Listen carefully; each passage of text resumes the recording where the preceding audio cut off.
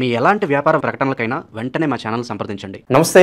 ఈరోజు మన స్టూడియోలో ప్రముఖ ఆధ్యాత్మికవేత్త ఆస్ట్రాలజర్ బ్రహ్మశ్రీ సుభాష్ శర్మ గారు మనతో ఉన్నారు. గురుగారితో మాట్లాడేద్దాం. నమస్కారం గురుగారు.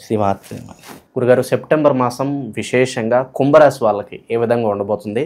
సో గ్రహణం కూడా వీళ్ళ రాశిలోనే జరుగుతుంది. వీళ్ళకి కాస్త ఇబ్బందికర పరిస్థితులను మాట్లాడుతూ ఉన్నారు. మరి ఈ ఇంపాక్ట్ అనేది ఎన్ని రోజులు ఉంటుంది? ఓవరాల్గా వీళ్ళు ఎలాంటి జాగ్రత్తలు తీసుకోవాలి ఈ మాసం? తప్పకుండా తెలియజేస్తాను. ముందుగా ప్రేక్షకులందరికీ శ్రీమాత్రే నమః, శ్రీ గురుభ్యో నమః. కుంభరాశి వారు, ఈ కుంభరాశి వారికి చంద్రగ్రహణము కుంభరాశిలోనే ఏర్పడుతూ ఉంది. రాహుగ్రస్త చంద్రగ్రహణం. ఈ యొక్క చంద్రగ్రహణం యొక్క ఎఫెక్ట్ మోస్ట్గా ఉన్నటువంటి వారిలో ఈ కుంభరాశి వారు ఒకరు. అయితే కుంభరాశి వారికి తప్పకుండా చెప్తున్నాను, ఈ మాసంలో గ్రహణ పరిహారం చేయించుకోవాలి. లేదు అని అంటే రాబోయే 45 రోజులలో మీ జీవితంలో పెను మార్పులు సంభవించేటటువంటి అవకాశాలు ఏర్పడతాయి. అంటే గ్రహణం మీ రాశిలోనే ఏర్పడుతుంది కాబట్టి గ్రహణము అంటే అర్థం ఏంటి అని అంటే కనుక ఒక చెడుని ఒక మంచిని చెడు పట్టుకునేటటువంటి సమయము.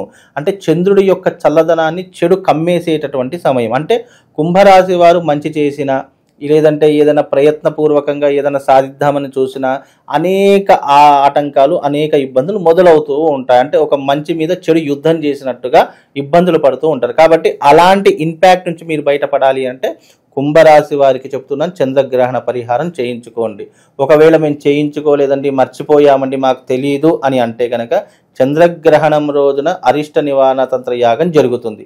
దాని యొక్క అరిష్ట నివారణ తంత్ర యాగంలో కుంభరాశి వారు ఎవరెవరైతే ఉన్నారో వాళ్ళందరి పేరు మీదుగా కుంభరాశి వారి మీదుగా కొన్ని పూజా పరిహారాలు చేయిస్తున్నాం. పూజలో కొన్ని పరిహారాలకి సంబంధించినటువంటి వస్తువులు కొన్ని పెడుతున్నాం. కనుక మేము రాలేకపోయినా, మీరు ఎప్పుడైనా మర్చిపోయినా ఆ వస్తువులు ఆర్డర్ చేసుకోండి, సరిపోతుంది. ఎందుకు అని అంటే కనుక కుంభరాశి వారిలోనే ఈ గ్రహణం సంభవిస్తుంది కాబట్టి ముఖ్యంగా వాళ్ళకు జరిగేటటువంటి ఆటంకాలు, వాళ్లకు జల ప్రమాదాలు జరిగేటటువంటి సూచనలు ఎక్కువగా ఉంటాయి. అంటే నీటి ద్వారా జరిగేటటువంటి గండాలు, నీటి ద్వారా జరిగేటటువంటి ఇబ్బందులు, లేదంటే నీటి సంబంధమైనటువంటి విషయాల్లో చిక్కుకోవడము, ఎలక్ట్రికల్ సంబంధమైనటువంటి అంశాలలో చిక్కుకోవడం, ఇలాంటివి ఎక్కువగా జరుగుతూ ఉంటాయి. కళలు విపరీతంగా పడేటటువంటి అవకాశాలు ఉంటాయి. వైవాహిక జీవితంలో ఇబ్బందులు ఏర్పడేటటువంటి సూచనలు ఎక్కువగా ఉంటూ ఉంటాయి. అలాగే పెట్టుబడులు పెట్టినటువంటి విషయాలు ఆగిపోయేటటువంటి అవకాశాలు ఉంటాయి. డబ్బు లావాదేవీలు, ట్రాన్సాక్షన్స్ అన్నీ కూడా నిలిచిపోయేటటువంటి అవకాశాలు ఎక్కువగా ఉంటూ ఉంటాయి. కాబట్టి ఇలాంటి నెగిటివ్ ఇంపాక్ట్ నుంచి బయటపడాలి అని అనుకుంటే కనుక తప్పకుండా అరిష్ట నివారణ తంత్ర యాగం చేయించుకోండి. కుంభరాశిలో సంభవిస్తుంది కాబట్టి శతభిష నక్షత్రం ఉన్నటువంటి వారు, కుంభరాశి అయినటువంటి వారు తప్పకుండా ఈ పరిహారం చేయించుకోండి. అలాగే ఈ కుంభరాశి వారికి ఈ మాసంలో విశేషమైనటువంటి ఫలితాలు అంతగా ఏమీ లేవు. కనుక ఈ మాసం అందరూ న్యూట్రల్గా ఉండేటటువంటి పరిస్థితిని అర్థం చేసుకొని ఆలోచన చేసి కొంచెం న్యూట్రల్గా ఉండేటటువంటి ప్రయత్నాన్ని చేసుకోండి. అలాగే విశేషమైనటువంటి ఖర్చులు ఎక్కువగా ఉంటూ ఉంటాయి. కొన్ని ఖర్చులు తగ్గించుకునే ప్రయత్నం చేయండి. డబ్బుని ఆదా చేసుకునే ప్రయత్నం చేయండి. ఎవరితో ఎక్కువగా ఇంపాక్ట్ కాకండి. మీ వెంతలో మీరు ఉండేటటువంటి ప్రయత్నం చేయండి. ఎందుకంటే ఈ రాబోయే 45 గ్రహణం యొక్క ఎఫెక్ట్ మీ మీద ఉంటుంది కాబట్టి తగు జాగ్రత్తలు తీసుకోండి. పరిహారాలు చేసుకుంటే కనుక ఆ యొక్క గ్రహణ ప్రభావం తగ్గేటటువంటి అవకాశం ఉంటుంది. కాబట్టి కుంభరాశి వారికి అనుకున్నటువంటి ఫలితాలు పెద్దగా కనిపించట్లేదు. అలాగే ఖర్చులు అధికమవుతూ ఉంటాయి. తగ్గించుకునే ప్రయత్నం చేయండి. ఇంట్లో శుభకార్యాలు చేయవలసినటువంటి పరిస్థితులు వస్తాయి.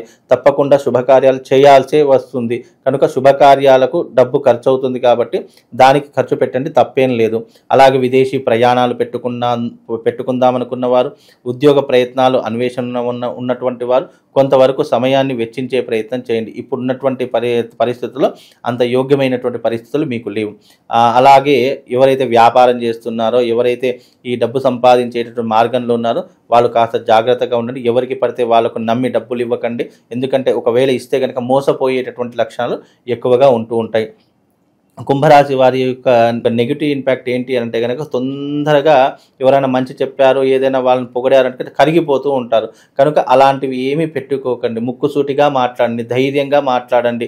ఏదైనా కూడా ముఖం మీద చెప్పేటటువంటి విధంగా ఉంటే కనుక మీకు కొంతవరకు లాభం చేకూరేటటువంటి అవకాశం ఏర్పడుతుంది. కనుక కుంభరాశి వారు కాస్త ఈ మంత్లో జాగ్రత్తగా ఉండండి. దూర ప్రయాణాలు చేయడమే బెటర్ అంటారు ఈ టైంలో గురుగారు? ఈ సమయంలో, ఈ మాసంలో వాళ్ళకు భాద్రపద మాసము, ఆశ్వీజ మాసము 2 మాసాలు చాలా గడ్డు కాలం. కనుక ఈ 2 మాసాలు జాగ్రత్తగా ఉండండి. లేదు అని అంటే గనక మీరు తీసిన గోతులో మీరే పడతారు. కనుక ఏదైనా ఆచితూచి అడుగు వేసే ప్రయత్నం చేయండి. మీకు తెలియకపోతే తెలిసినటువంటి వాళ్ళ సలహా తీసుకోండి, లేదా గురువుల సలహా కానీ, మీరు దగ్గరలో ఉన్నటువంటి అర్చకుల సలహా కానీ తీసుకొని పాటించేటటువంటి ప్రయత్నం చేయండి. పెట్టుబడులు పెట్టడం కానీ, విదేశాలకు వెళ్ళడం కానీ, లేదా ఆస్తులు కొనుగోలు చేద్దామని అనుకోవడం కానీ, ఇలాంటివన్నీ కూడా ఈ 1-2 నెలలు మానుకునేటటువంటి ప్రయత్నం చేయండి. తర్వాత ఇప్పుడు ఈ అక్టోబర్, నవంబర్లో కొన్ని శుభయోగాలు ఉన్నాయి. నవంబర్ తర్వాత ఏదైనా ప్రారంభం చేసేటటువంటి ప్రయత్నం చేసుకోండి.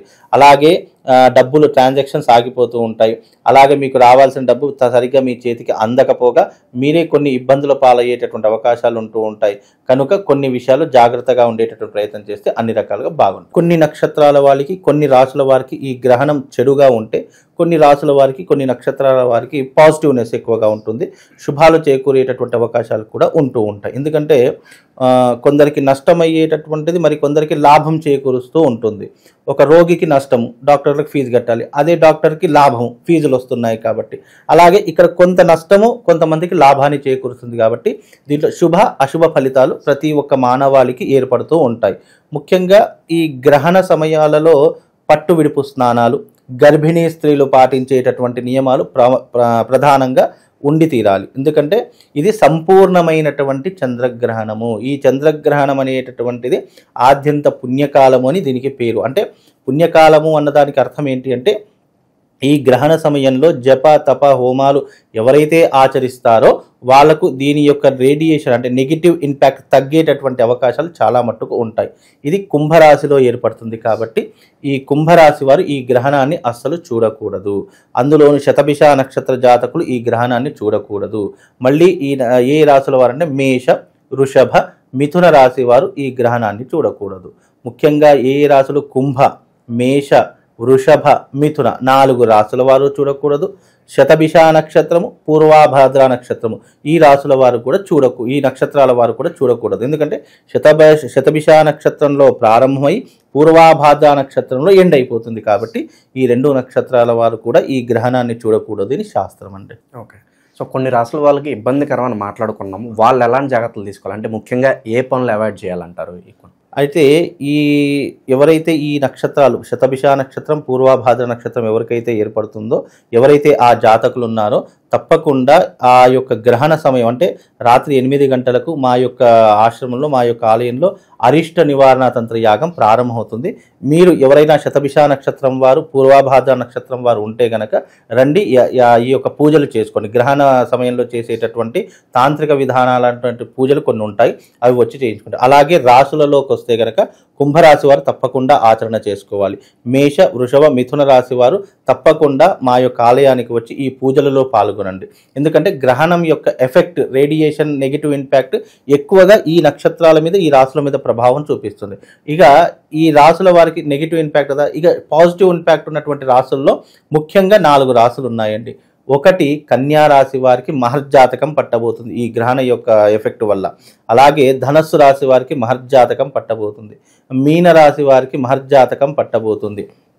అందులోనూ సింహరాశి వారికి, ఈ 4 రాశుల వారికి ఈ గ్రహణ సమయం వల్ల మహర్జాతకం పట్టబోతుంది. ఓవరాల్గా కుంభరాశి వాళ్ళందరికీ సెప్టెంబర్ మాసం ఏ విధంగా ఉండబోతుంది, గ్రహణం తాలూకు ఇంపాక్ట్ ఎలా ఉంటుందో చాలా బాగా వివరించారు. ధన్యవాదాలు.